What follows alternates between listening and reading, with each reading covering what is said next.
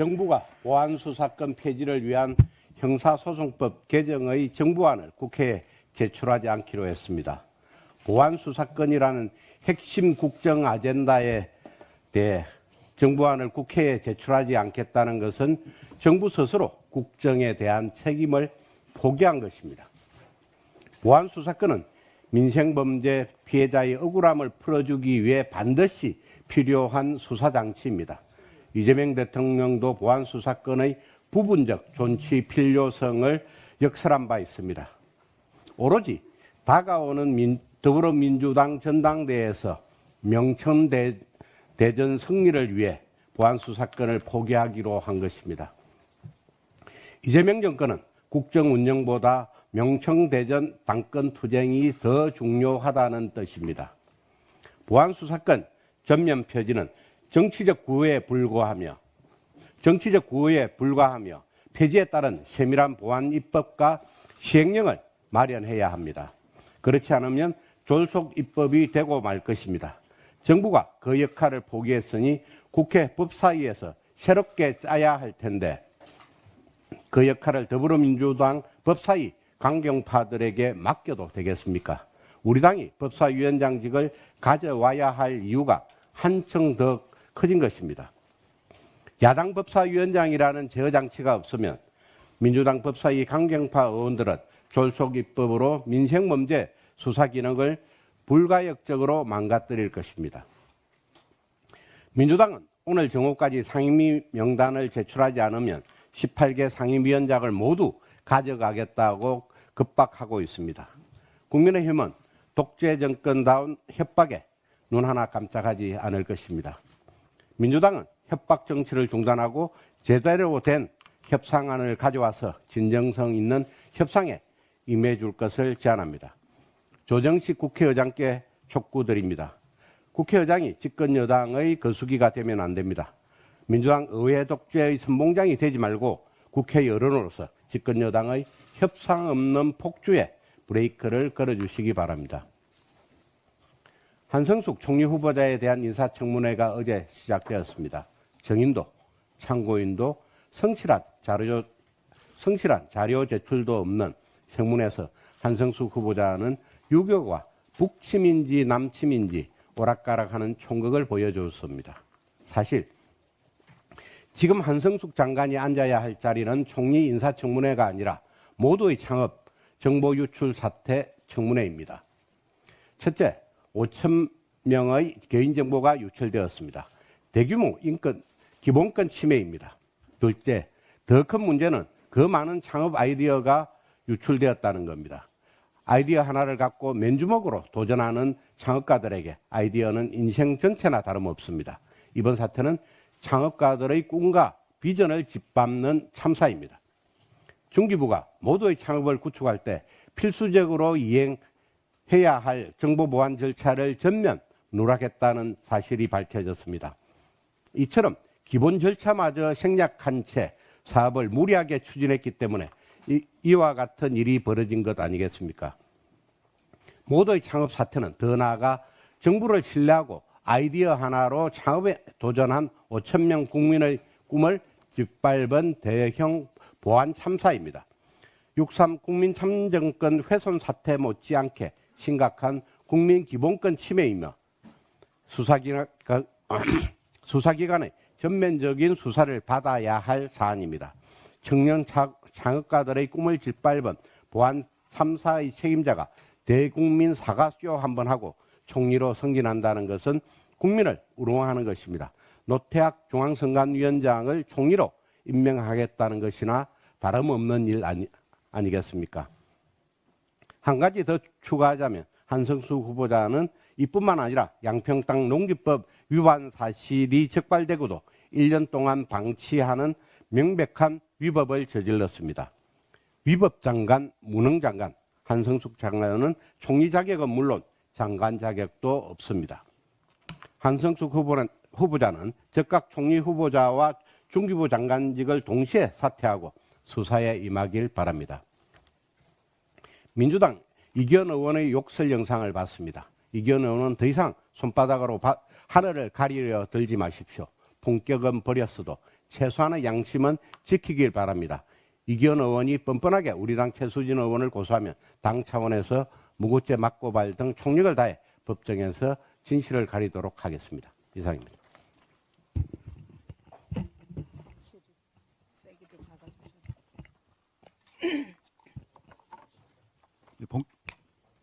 본격적으로 시작된 국정조사는 선관위원 없는 선관위 국정조사였습니다.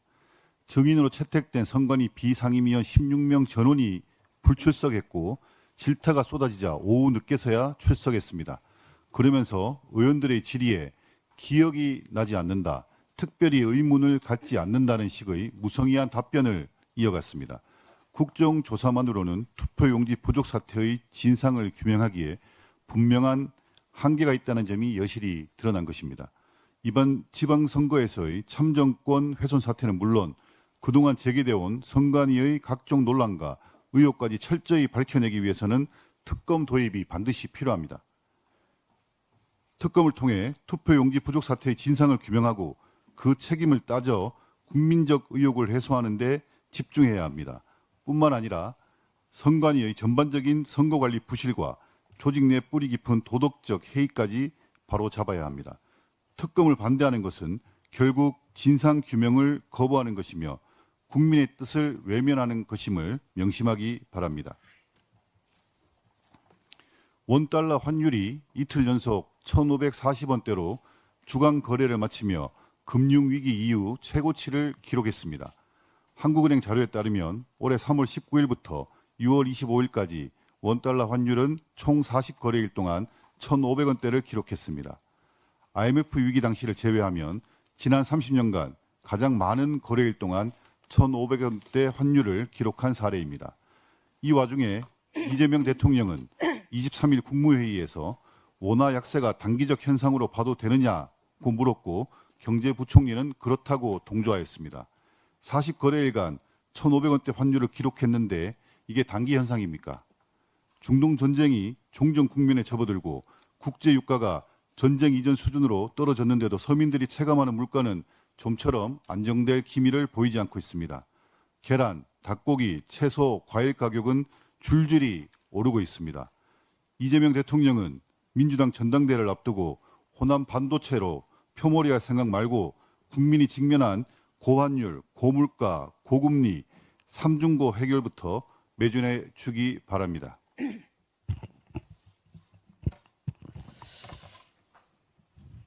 안 되죠. 정책수석 김미애입니다. 어제는 6.25 전쟁 76주년이었습니다. 대한민국의 자유와 번영을 위해 희생 헌신하신 참전 용사와 유공자 그리고 가족 여러분께 깊은 존경과 감사를 드립니다. 보훈은 나라를 위해 헌신하신 분들을 끝까지 책임지는 국가의 책무이며 그 출발은 올바른 역사인식입니다. 최근 전쟁 기념관이 중공군 참전을 미화하는 항미 원조 표현을 사용하며 해설 프로그램을 운영했습니다. 침략자의 논리를 또 다른 시각인 양 소개하는 것은 역사 왜곡이자 참전 유공자들의 희생을 모욕하는 행위입니다. 이재명 정부가 추진하는 전자권 환수와 사관학교 통폐합 역시 안보의 근간을 흔드는 중대한 사안입니다. 한미동맹, 군지휘체계, 정예장교 양성체계는 결코 정치적 구호의 대상이 될 수 없습니다. 보호는 말이 아니라 현장에서 증명돼야 합니다. 전국 6개 보훈병원에서는 의사 48명 결원이 수년째 반복되고 있습니다. 특히 내과 전문의 10명 결연은 고령의 보훈 대상자가 많은 현실에서 시급히 해결해야 할 과제입니다. 보훈부와 보훈공단은 전문의 확보와 진료 환경 개선 대책을 즉각 마련하시길 촉구합니다. 지난 5월 20일 제가 대표 발의한 6.25 참전 유공자회 회원 자격 확대 법안이 시행됐습니다. 그날 참전 유공자와 가족들이 함께 기뻐하시던 모습을 잊을 수 없습니다. 국민의힘은 말로만 외치는 보훈이 아니라 국가를 위해 헌신하신 분들이 끝까지 존중받고 합당한 예우를 받으실 수 있도록 현장에서 더 세심히 살피고 정책적 뒷받침을 다하겠습니다. 어제 보건복지부가 건강보험 수가 구조 혁신 방안을 발표했습니다. CT, MRI 등 검사 과다 진료를 줄이고 진찰, 입원, 수술, 분만, 소아응급 등 필수 의료 보상을 강화하겠다는 내용입니다. 방향에는 공감합니다. 그러나 먼저 문재인 케어 실패부터 인정해야 합니다. 무분별한 급여화로 건강보험 재정은 흔들렸고 정작 필수 의료에 투자해야 할 재원은 부족해졌습니다. 미용 목적, 탈모 치료, 급여화 등 우선순위가 맞는지도 재검토해야 합니다. 필수 의료 붕괴는 단순히 수가의 문제만이 아닙니다. 인력 부족, 열악한 근무 여건, 의료사고에 대한 과도한 부담, 수도권과 지역 간 의료 격차 등 구조적 문제를 함께 해결해야 합니다. 현장의 목소리가 빠진 개혁은 성공할 수 없습니다. 특히 검체 검사 수가 개편은 더욱 신중해야 합니다. 동네 병의원은 단순히 검사만 의뢰하는 곳이 아닙니다. 환자의 검체를 채취하고 결과를 설명하며 재검과 추적 관리까지 책임지는 1차 의료의 핵심 축입니다. 현실을 외면한 일률적인 수가 조정은 동네 의료기관을 위축시키고 결국 국민의 의료 접근성을 떨어뜨릴 수 있습니다. 또한 도수치료 관리 급여화 역시 과잉 진료와 실손보험 누수를 바로잡겠다는 취지는 이해합니다. 그러나 치료가 꼭 필요한 소아청소년, 산모, 장애아동까지 획일적으로 적용해서는 안 됩니다.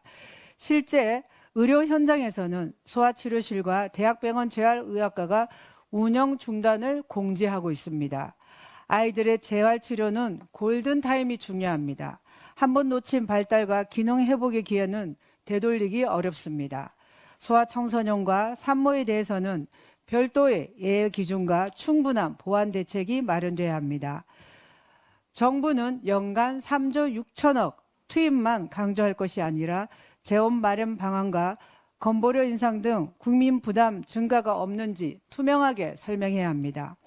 국민의힘은 지역 필수 의료 개혁에 적극 협조하겠습니다. 다만 숫자와 성과에 매몰된 보여주기식 개혁이 아니라 국민이 체감하고 의료 현장에 수용할 수 있는 개혁이어야 합니다. 국민의 생명과 건강을 지키는 의료 개혁은 정책 발표로 완성되지 않습니다. 현장의 목소리를 듣고 특히 아이들과 취약계층이 피해받지 않도록 세심하게 설계할 때 비로소 성공할 수 있습니다.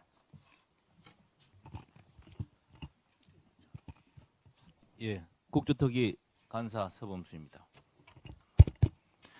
지난 화요일 국정조사 첫 업무보고를 통해 선관위가 얼마나 무책임하고 무능한 조직인지 총체적으로 드러났습니다. 그 중심에는 이재명 대통령이 임명한 이재명 대통령의 밥 친구라고 불리는 위철한 상임위원이 있었습니다. 위철한 상임위원은 선거 사무를 총괄하면서도 투표용지 50% 축소를 제대로 논의조차 하지 않았습니다. 진상규명위원회의 수사 의뢰 근거도 무시했습니다. 책임지고 사퇴하라는 요구에는 선관위 사무가 마비된다며 버티면서도 개헌 이야기만 나오면 적극 동의합니다. 매우 이상합니다. 국정조사는 이제 첫 업무보고를 마쳤을 뿐이고 청문회는 아직 시작도 하지 않았습니다. 그런데도 여당과 선관위는 벌써 결론을 내린 듯 개헌만 주장하고 있습니다. 여당 의원들이 선관위원들에게 개헌 찬반 여부를 묻는 등 국정조사를 개헌 논의의 장으로 만들고 있습니다. 속세면 뻔합니다. 이재명 대통령과 민주당은 개헌 카드로 자신들의 책임을 감추고 국민의 시선을 돌리려는 것입니다. 그러나 국민들은 더 이상 속지 않습니다. 제대로 된 사과 한마디 없이 남 탓만 하니 지지율이 폭락하는 것 아닙니까? 지금 국민이 묻고 계신 것은 왜 투표용지 사태가 발생했는가? 이에 대해 누가 책임질 것인가?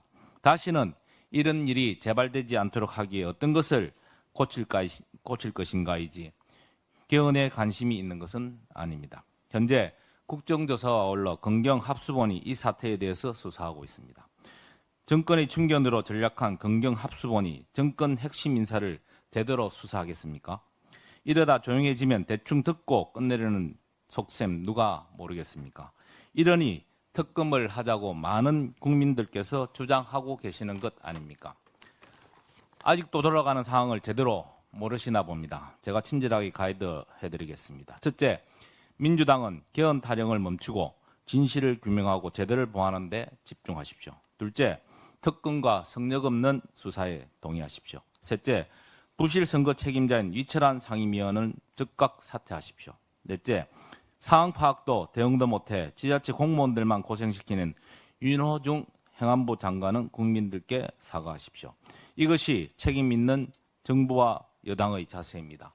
다음 주 2차 업무 보고에는 행안부와 경찰청도 배서가의 진상을 조사할 예정입니다. 이재명 정부가 얼마나 허술하게 선거를 관리하고 선관위와 한통속으로 민주주의를 농락했는지가 밝혀질 것입니다.